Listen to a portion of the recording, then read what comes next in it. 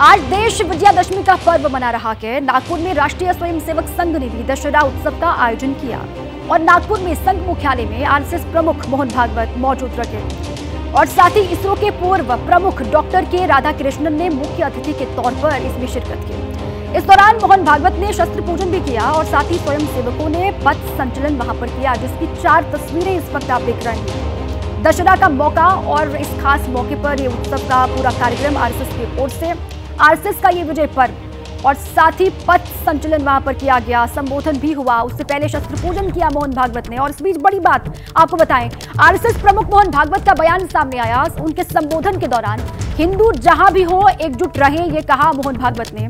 हमें संगठित और सशक्त रहना है, साथ ही दुर्बल और असंगठित रहना अपराध है। दुर्बलों की देव भी सहायता नहीं करते।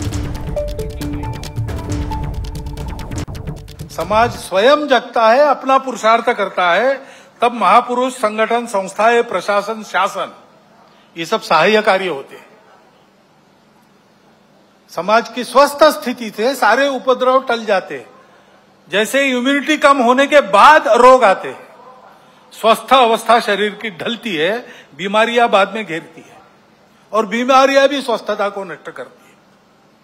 और इसलिए यह स्वस्थ अवस्था समाज की सशक्त अवस्था यानी समाज की संगठित अवस्था है। समाज को सशक्त रहना चाहिए, संगठित रहना चाहिए, क्योंकि दुर्बलों की परवाह देव भी नहीं करते। और देखिए, बांग्लादेश में हिंसा पर भी बोले हैं मोहन भागवत। बांग्लादेश में हिंदुओं पर अत्याचार उन्होंने कहा और साथ ही हिंदू एकजुट हुए, इसलिए कुछ बचाव वहां पर हुआ। बांग्लादेश में हिंदुओं की मदद हो, इसका जिक्र करते हुए उन्होंने कहा कि बांग्लादेश में जो भी हुआ हिंदुओं के साथ वो सही नहीं हुआ, अत्याचार वहां पर किया गया। हिंदू एकजुट हुए, इसलिए कुछ बचाव हुआ और साथ ही बांग्लादेश में रह रहे हिंदुओं की मदद हो, इस बात का जिक्र करते हुए आरएसएस प्रमुख मोहन भागवत। सुनाते हैं आप। हमारे पड़ोस में ही बांग्लादेश में क्या हुआ, उसके कुछ तात्कालिक कारण और पहलू है, ये बात ठीक है, लेकिन इतना बड़ा उत्पाद तो उससे नहीं होता।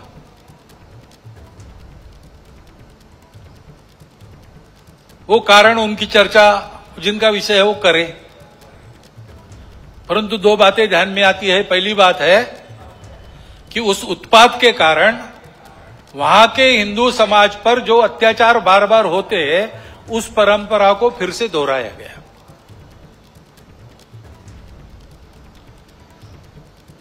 पहली बार वहां का हिंदू संगठित होकर अपने बचाव में रास्ते पर आया, इसलिए कुछ बचाव हो गया।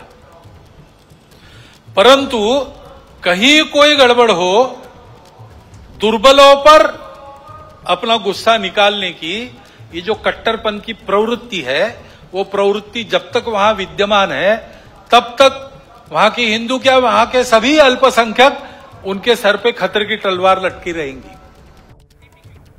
और साथ ही देखिए, कोलकाता में डॉक्टर के रेप मर्डर केस पर भी आरएसएस प्रमुख ने बंगाल सरकार पर सवाल उठाए। मोहन भागवत ने कहा कि आरजीकर की घटना बेहद शर्मनाक है, अपराधियों का संरक्षण देने की वहां पर कोशिश की गई। कोलकाता के आरजीकर मेडिकल कॉलेज में जो हुआ उस पर बोले। उन्होंने कहा कि आरजीकर की घटना शर्मनाक है और साथ ही वहां पर अपराधियों को संरक्षण देने का काम किया गया।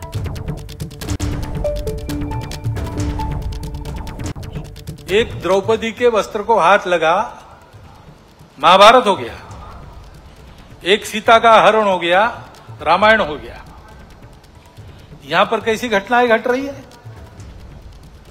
अब कलकत्ता में जो हुआ आरजीकर अस्पताल में, लज्जाजनक घटना है, हम सबको कलंकित करने वाली घटना, और ये एक नहीं है।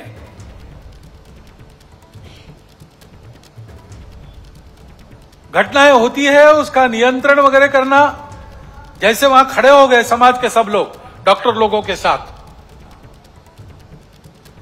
घटना होने ही नहीं देना, इसलिए चौकन्ना रहना चाहिए, सुरक्षा देनी चाहिए। परंतु होने के बाद भी वहां जिस प्रकार से टालमटाल का प्रयास हुआ, अपराधियों को संरक्षण देने का प्रयास हुआ, ये जो अपसंस्कृति फैली है, उसके साथ अपराध और राजनीति का जो गठबंधन हो गया है, उसके ये परिणाम है। अब आइए सीधे आपको दार्जिलिंग की तस्वीरें हम दिखाते हैं, जहां पर रक्षा मंत्री राजनाथ सिंह पहुंचे हुए हैं। आज विजयादशमी का पर्व और वहां पर यह तस्वीर वहीं से सामने आ रही है। सेना के जवानों के साथ यहां पर विजयादशमी का पर्व मनाते हुए रक्षा मंत्री राजनाथ सिंह यहां पर पूजा की। आज दशहरा का पर्व है और शस्त्र पूजन यहां पर किया रक्षा मंत्री राजनाथ सिंह ने, और ये सीधी तस्वीर वही की आपको हम दिखा रहे हैं।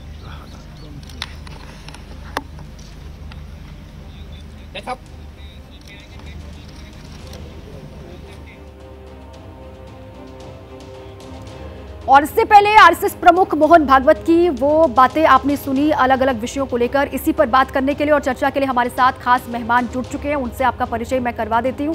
अश्विनी शाही हमारे साथ जुड़े हुए हैं। दुष्यंत बीजेपी की ओर से ये पक्ष रखेंगे। दुष्यंत नागर साहब हमारे साथ हैं, राजनीतिक विश्लेषक हैं, और अनुराग भदौरिया है समाजवादी पार्टी के प्रवक्ता, वो भी हमें ज्वाइन कर चुके हैं। और इसके अलावा संगीत रागी हैं, राजनीतिक विश्लेषक। लेकिन सबसे पहले संगीत रागी जी का एक बार रुख कर लेते हैं, क्योंकि आज जो है वो संघ अपने 100 साल में कदम रख चुका है संगीत रागी जी, और खास मौका भी है विजयदशमी का। और इस मौके पर हम देखते हैं कि हर साल आरएसएस की ओर से कार्यक्रम किया जाता है, और मोहन भागवत ने जिन बातों का जिक्र किया है अलग अलग मुद्दों को लेकर, वो तमाम बाइटें हमने दर्शकों को सुनाई भी हैं। पहली प्रतिक्रिया आपकी उस पर। देखिए, जो मोहन भागवत जी आज दशहरा के मौके पर एक विशिष्ट संबोधन करते हैं स्वयंसेवकों के लिए, और जो आप उनका प्रेस कॉन्फ्रेंस कई बार देखते हैं या प्रेस से वार्ता देखते हैं कभी कभी, ये उससे अलग होता है। इसमें पूरे अपने स्वयंसेवक ही नहीं, देश के महत्वपूर्ण विषय पर राष्ट्रीय स्वयंसेवक संघ के क्या चिंतन दिशा है उसके बारे में वो जिक्र करते हैं, उसके बारे में वो अपनी राय व्यक्त करते हैं।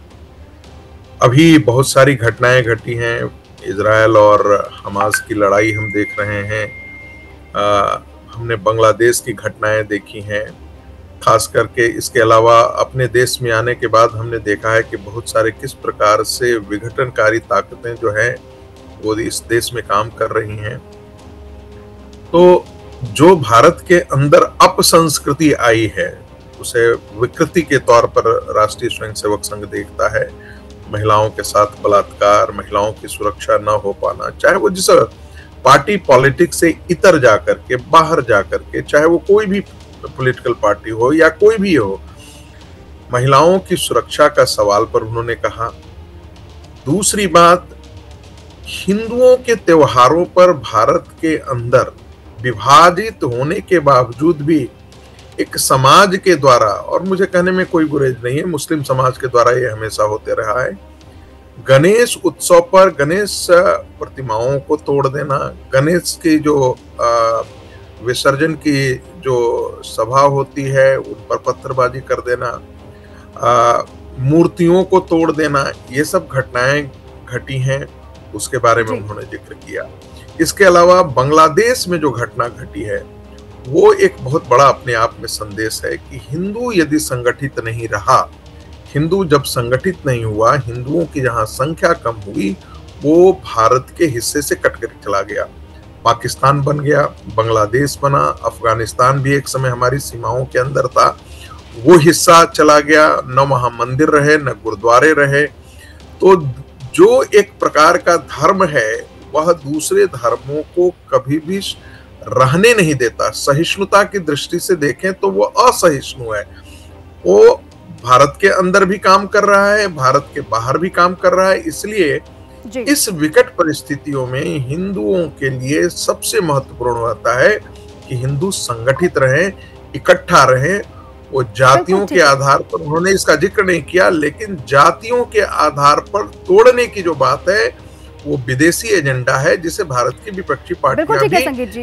उन्होंने हिंदुओं को संगठित रहने के लिए कहा, बांग्लादेश में जो भी हुआ उसका भी जिक्र किया, कोलकाता में जो हुआ आरजीकर मेडिकल कॉलेज में उसका भी जिक्र किया, और साथ ही देश जिस तरीके से उन्नति कर रहा है, विकास के पथ पर अग्रसर है, उसका भी जिक्र किया। अनुराग भदौरिया जी, आपने पूरी बातें सुनी होंगी मोहन भागवत की, अब उस पर सबसे पहले आपकी प्रतिक्रिया।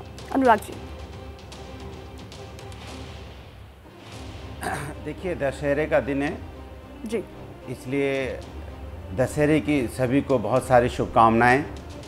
और देश के अंदर में जो रावण प्रकृति के लोग हैं, जो समाज का नुकसान पहुंचाते हैं, जो समाज में नफ़रत का जहर घोलते हैं, ऐसे लोगों का तो समाज के अंदर से खात्मा होना ही चाहिए, क्योंकि समाज तो हिंदुस्तानी समाज कभी भी नफ़रत की राजनीति या नफ़रत की बात को वो बर्दाश्त नहीं करता, चाहे वो किसी समाज का हो, चाहे किसी धर्म का हो, चाहे किसी जाति का हो। दूसरी बात जहाँ तक है कि आरएसएस के प्रमुख ने कलकत्ता की तो बात की, अच्छा होता महिला पहलवान की भी बात कर लेते।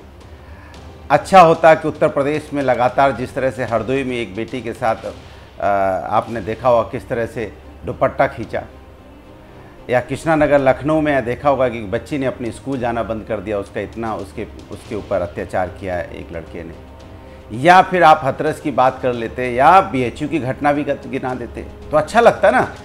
भाई देखो, आप निष्पक्ष होकर हिंदुस्तान की बात कीजिए, हिंदुस्तान की बेटियों की बात कीजिए, तो सबकी बात कीजिए, चाहे कोई राजनीतिक दल हो, क्योंकि बेटियां तो हिंदुस्तानी हैं, हम सबकी बेटियां तो किसी और की नहीं, हिंदुस्तान की बेटी है कोई बेटी, अगर उसके साथ अन्याय होगा तो सबको एक स्वर में बोलना चाहिए अन्याय हुआ, उसमें राजनीति नहीं करनी चाहिए। क्योंकि आज दशहरे का दिन है, तो कम से कम ऐसे सभी व्यक्तियों का जो लोग गलत काम करते हैं उनका तो उनके बारे में ज़रूर बोलना चाहिए। तीसरी बात कि हर समय राजनीति अच्छी नहीं लगती है। अगर हिंदुस्तान में ये सच है 2014 के बाद से विकास नाम की कोई चीज़ नहीं हुई। हाँ, नफ़रत का विकास हुआ, हमारा भाईचारे में जो दूरियां आई वो हुआ, समाज में वर्गीकरण किया गया, समाज को कई हिस्सों बांटा गया, लेकिन जो कुछ लोग हैं जो इस बात को कह देते हैं सिर्फ उन्हीं का अधिकार इस देश के ऊपर में, संविधान सबको बराबरी का अधिकार देता है और इस देश पे सभी उन्होंने कहा कि भारत तो तरक्की कर रहा है, उन्नति कर रहा है, दुनिया भर में तारीफ हो रही है हिंदुस्तान की। अच्छा, इस पर मैं आपसे बात करूंगी, लेकिन जम्मू कश्मीर को लेकर क्या कुछ कहा मोहन भागवत ने, वो भी आपको बताएं। देखिए, उन्होंने जम्मू कश्मीर में जो भी हालिया चुनाव संपन्न हुए हैं उसकी तारीफ की है। जम्मू कश्मीर में शांतिपूर्ण तरीके से चुनाव हुए और शांतिपूर्ण चुनाव से भारत की साख बढ़ी, इसका जिक्र किया मोहन भागवत ने। आपको सुनवाते।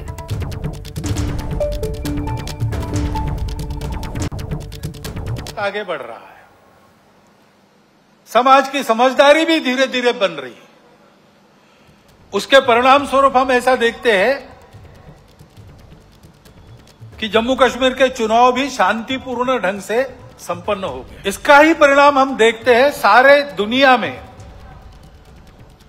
भारत की साख बढ़ी है, प्रतिष्ठा बढ़ी है।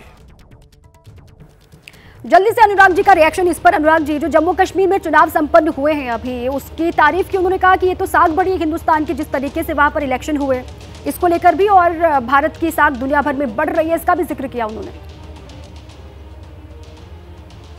देखिए, हिंदुस्तान की साख हमेशा से दुनिया भर में बढ़ी रही है, आज से नहीं बढ़ी है, क्योंकि हिंदुस्तान की जो संस्कृति और संस्कार है वो पूरे वर्ल्ड पे राज करते हैं। इसका कोई मतलब अभी से नहीं हो गया 2-4 सालों से। हिंदुस्तान का सम्मान तो हमेशा से है और रहेगा, क्योंकि हिंदुस्तान में विभिन्न जातियों के, विभिन्न धर्मों के, विभिन्न भाषाओं के, विभिन्न वेशभूषाओं के लोग रहते हैं, जिसको अनेकता में एकता बोलते हैं। आपका चाहिए था, ठीक है। अश्विनी जी का नारा दिया जाता है, फिर आप बीच में बोलते हैं। जो अनुराग भदौरिया ने कहा उसकी बातों का भी आप, उनकी बातों का भी आप जवाब दे दीजिएगा, और मोहन भागवत साहब ने जिन बातों का जिक्र किया उस पर भी आपका रिएक्शन। अश्विनी जी।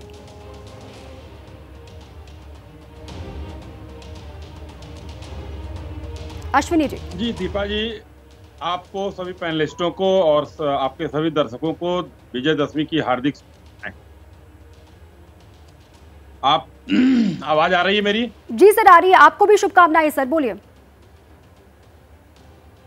मेरी आवाज आ रही है? आ रही है सर, अपनी बात रखिए, आ रही है आपकी आवाज, बोलिए अश्विनी जी। जी जी, देखिए, जो लोग देश के जो लोग नहीं सोचेंगे वो लोग इसी तरीके की बातें करेंगे। माननीय भागवत जी ने आज पूरे देश को एक होने का, उन्होंने कहा आरएसएस जो है बल के साथ सील की भी साधना करता है। उन्होंने स्पष्ट रूप से कहा कि भारत की साख बढ़ रही है, लेकिन जो लोग 370 के पक्ष में खड़े होंगे उनको साख नहीं दिखाई देगी दीपा जी। जो लोग असंगठित करना चाहते हैं, माननीय भागवत जी ने कहा जो संगठित नहीं रहेगा उसके साथ अन्याय होगा, और स्पष्ट रूप से उन्होंने बांग्लादेश का उदाहरण दिया। बांग्लादेश में जब हिंदू संगठित हुए तो वहां पर उनकी अस्मिता बच पाई, वरना घर घर से निकालकर लोग मारे जा रहे थे। और वही उदाहरण लेकर हिंदुस्तान में कुछ बिरादरी जो इस समय कट्टरवाद का जो प्रश्रय वो करती है, बढ़ावा देती है, वो इस समय जो है लगी हुई है उन्हीं सब चीजों में। उसी के बारे में कहा कट्टरवाद को बढ़ावा मत दीजिए। उन्होंने सबके लिए मैसेज दिया। यही बात माननीय प्रधानमंत्री जी कहते हैं, भाई अगर बटोगे तो सबके घर जो है महफिल सजेगी। माननीय योगी जी कहते हैं बटोगे तो कटोगे। तो ये लोग बांटने वाले हैं। आज राजनीतिक दलों में सिर्फ और सिर्फ हो गया है, देखिए एक नेता है दिन भर जाति की जो जनगणना करते हैं, अपनी जात नहीं बताते हैं, जहाँ करा के रखा वो जाति का जनगणना नहीं, सर्विस देते नहीं है लोगों को। और आज हिंदुस्तान में एक रहने की बात हो रही है, तो लोगों को जो है थोड़ा सा ठीक है। अश्विनी जी, उन्होंने सभी से कहा कि संगठित रहना होगा, एकजुट रहना होगा। दुष्यंत नागर जी, इस पर आपका रिएक्शन सर, जो मोहन भागवत साहब ने बातें कही, और इससे इत्तेफाक रखते हैं आप जो कह रहे हैं कि हिंदुओं को एक साथ रहना होगा, एकजुट रहना होगा, संगठित रहेंगे तो ही सेफ रहेंगे? देखिए, ये कोई नई बात नहीं है, कोई पहली बार नहीं। भारत में तो सब लोग साथ में रह रहे हैं, लेकिन जो जातिगत जनगणना का और पिछड़े और दलितों के उत्थान का विरोध करते हैं, वो हिंदुओं की एकता के पक्षधर नहीं हो सकते। जब तक समाज में समानता नहीं हो सकती, एकता नहीं हो सकती। और जातिगत जनगणना करने से क्या बुरा हो जाएगा, क्या बढ़ जाएगा? लगातार लोग बढ़ने का जो श्री राहुल गांधी और माननीय अखिलेश यादव जी समेत इंडिया अलायंस पिछड़ों को आगे लाने के लिए सामाजिक न्याय की एक नए अध्याय की शुरुआत करने की बात कर रहा है, उसका कुछ लोग जो विरोध कर रहे हैं, क्या ये पिछड़े हिंदू नहीं है? अरे पिछड़े ही तो हैं, जिनकी संख्या 60% के आसपास है, जो अधिकांश बड़ा एक हिस्सा है हिंदू समाज का। आप उसे उसके अधिकारों से वंचित रखना चाहते हैं, तो आप कौन से हिंदुत्व की बात कर रहे हो भाई? आप बताइए, क्या ओबीसी के लोग नहीं है? जो बड़ी बड़े भवन निर्माण हो रहे हैं, इंफ्रास्ट्रक्चर बुनियादी ढांचा बन रहा है, सीमाओं के प्रहरी हैं, कौन है? आप जाके चेक कर लीजिए, सब ओबीसी के लोग हैं। और अगर ओबीसी को आगे बढ़ाने की बात की जा रही है, तो लोग उसका अनेक तरीके से घुमा फिरा के विरोध करने का बात करते हैं। अगर पिछड़ों के साथ अन्याय होगा, पिछड़ों को उनका हक नहीं मिलेगा, तो समाज में समानता कैसे आएगी? मैं तो ये प्रश्न पूछना चाहता हूं संगीत रागी जी से। संगीत रागी जी भी जातिगत जनगणना के विरोध में थे, ये न्यायालय भी गए। ये बताएं, ये आरएसएस को स्पष्ट करना पड़ेगा, ऐसे नहीं चलेगा। बिल्कुल ठीक है, ठीक है सर, वक्त की कमी है। और ये आज के मौके पर ये बड़ी बातें जो कही थी मोहन भागवत साहब ने, उस पर आपका एक रिएक्शन चाहिए था। आप सभी का बहुत बहुत शुक्रिया हमसे जुड़ने के लिए भी और चर्चा का हिस्सा बनने के लिए। विजयादशमी का पर्व है आज, और इस खास मौके पर रक्षा मंत्री राजनाथ सिंह दार्जिलिंग पहुंचे। दार्जिलिंग के सुकना कैंप पर राजनाथ सिंह ने शस्त्र पूजन किया और जवानों के बीच वो मौजूद है। सुनिए। धर्म और उस असत्य के विरुद्ध लड़ रहे थे। भगवान राम की रावण से कोई व्यक्तिगत दुश्मनी नहीं थी। भगवान राम ने किसी घृणा में आकर रावण से युद्ध नहीं किया, बल्कि उन्होंने रावण से युद्ध इसलिए किया क्योंकि रावण मानवीय मूल्यों के सर्वथा विरुद्ध था। भगवान राम की वही प्रेरणा मैं हमारे सैनिकों के भीतर देखता हूं। हमने आज तक किसी भी देश पर आक्रमण नहीं किया है, क्योंकि हमारे मन में किसी भी देश के लिए कभी भी कोई बैर का भाव नहीं रहा है। हमने तो किसी भी देश के साथ केवल तब युद्ध किया है जब उसने हमारी अखंडता और संप्रभुता का अपमान किया है, जब उसने धर्म, सत्य और मानवीय मूल्यों के खिलाफ जंग छेड़ी है। हमने किसी भी देश के विरुद्ध नफरत या घृणा से प्रेरित होकर कभी युद्ध नहीं किया है। ये हम भारतवासियों के संस्कार हैं साथियों, जो हमें विरासत में मिले हैं। हम इस अनमोल विरासत को आगे भी बरकरार रखेंगे। यह संकल्प भी विजयादशमी के पावन पर्व पर हम सबको लेने की आवश्यकता है। पर कहीं अगर हमें हमारे हितों पर आंच दिखी, तो मैं यहाँ यह भी स्पष्ट कर देना चाहता हूँ कि हम कोई भी बड़ा कदम उठाने से पीछे नहीं हटेंगे। साथियों, मैं इस बात का देशवासियों को विश्वास दिलाता हूँ। साथियों, किसी भी वस्तु की पूजा करने का यह स्पष्ट संकेत होता है कि जरूरत पड़ने पर उसका पूरी ताकत के साथ प्रयोग किया जाएगा। यह आयोजन आप लोगों की सतर्कता और नेशनल सिक्योरिटी के प्रति जवाबदेही को यह सूचित करता है। वैसे तो हम देख रहे हैं कि हमारी सीमाओं पर सेनाओं की मुस्तैदी के चलते कहीं किसी प्रकार की कोई घटना की संभावना दिखाई नहीं देती है। बावजूद इसके वर्तमान में जैसी परिस्थितियां चल रही हैं, पड़ोसियों की किसी हरकत की संभावना से किसी भी सूरत में इनकार भी नहीं किया जा सकता है। रक्षा मंत्रालय का उत्तरदायित्व संभालने के बाद से ही मैंने हमेशा इस बात पर बल दिया है कि ग्लोबल सिनेरियो चाहे कुछ भी हो, पर हमें अपनी तैयारियों में कहीं कोई कमी किसी भी सूरत में नहीं रखनी है। किसी भी परिस्थिति के लिए हमेशा और हर विकल्प के साथ प्रोएक्टिवली हम सबको तैयार रहना है। हम सब अपनी राष्ट्रीय सुरक्षा में पूरी तरह मुस्तैद रहें। साथियों, यह समय की मांग है। आज जब हम सभी शस्त्र पूजा में एकत्रित हुए हैं, हम अपने इस संकल्प को दोहराएं कि हम भारत की आन बान और शान को अपने मन, वचन और कर्म से लगातार और ऊंचा करने के लिए सतत प्रयास करते रहेंगे। हम अपने तिरंगे झंडे की शान को और ऊंचा करने के लिए सदैव प्रयासरत रहेंगे। यही शस्त्र पूजा की सार्थकता होगी। इस अवसर पर अधिक कुछ न कहते हुए एक बार फिर विजयादशमी के इस आयोजन के लिए आप सभी को मैं हार्दिक बधाई देता हूं और शुभकामनाएं देता हूं, और आपके साथ साथ आपके सभी परिवारजनों को भी अपनी हार्दिक शुभकामनाएं और बधाई देते हुए अपना निवेदन समाप्त करता हूं। आप सबको बहुत बहुत धन्यवाद। बोलिए भारत माता की, भारत माता की, भारत। तो दार्जिलिंग में बोले रक्षा मंत्री राजनाथ सिंह, उनको आपने सुना। जरूरत पड़ने पर शस्त्र का उपयोग, ये उन्होंने कहा, अगर जरूरत पड़ी तो शस्त्र का उपयोग भी किया जाता है। दार्जिलिंग में रक्षा मंत्री राजनाथ सिंह मौजूद, जब शस्त्र पूजन किया उस वक्त की तस्वीर, और उसके बाद उनको आपने सुना। हर परिस्थिति के लिए भारत तैयार है। भारत हर तरफ से चौकस है, चौकन्ना है, हर चुनौती का सामना करने के लिए तैयार है। और नेशनल सिक्योरिटी, देश की सुरक्षा न सिर्फ सेना के जवानों के लिए बल्कि देश के हर एक नागरिक के लिए सर्वोपरि होनी चाहिए, इस बात का भी जिक्र किया। अब महाराष्ट्र से खबर है। महाराष्ट्र के रत्नागिरी में कल शाम को आरएसएस स्वयंसेवकों की परेड के दौरान धार्मिक नारे लगाए गए, और इसको लेकर बीजेपी के विधायक हैं नितेश राणे, उन्होंने सोशल मीडिया पर पोस्ट किया है, और राणे ने इस पोस्ट में कहा कि इसका हिसाब सूद समेत लिया जाएगा। नितेश राणे ने घटना का वीडियो भी पोस्ट किया है, और साथ ही उन्होंने कहा कि इसका हिसाब तो होगा इंटरेस्ट के साथ। ये उनका पोस्ट आप देख रहे हैं एक्स पर। आरएसएस परेड के दौरान धार्मिक नारे लगाए गए थे रत्नागिरी में, जिसके बाद से अब बीजेपी के विधायक हैं नितेश राणे, उन्होंने एक पोस्ट किया है, और साथ ही ये उन्होंने कहा कि इसका हिसाब लिया जाएगा सूद समेत। और इस घटना का वीडियो भी उन्होंने शेयर किया है, आपको दिखा रहे हैं।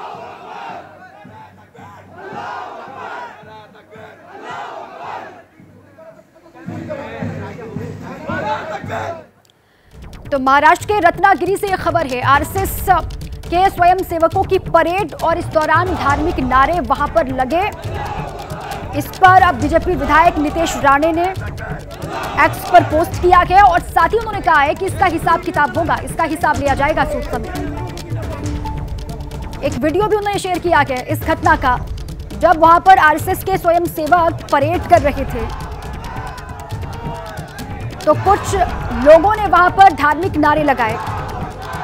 असामाजिक तत्वों ने वहां पर किस तरीके से माहौल को खराब करने की कोशिश की, ये बीजेपी की ओर से कहा भी जा रहा है। और इस बीच में बीजेपी के विधायक हैं नितेश राणे, उन्होंने कहा है कि ये जो हुआ है रत्नागिरी में उसका हिसाब सूद समेत लिया जाएगा। और अपने एक्स पोस्ट के दौरान उन्होंने अपने पोस्ट के साथ साथ एक वीडियो भी शेयर किया, जो आप देख रहे हैं।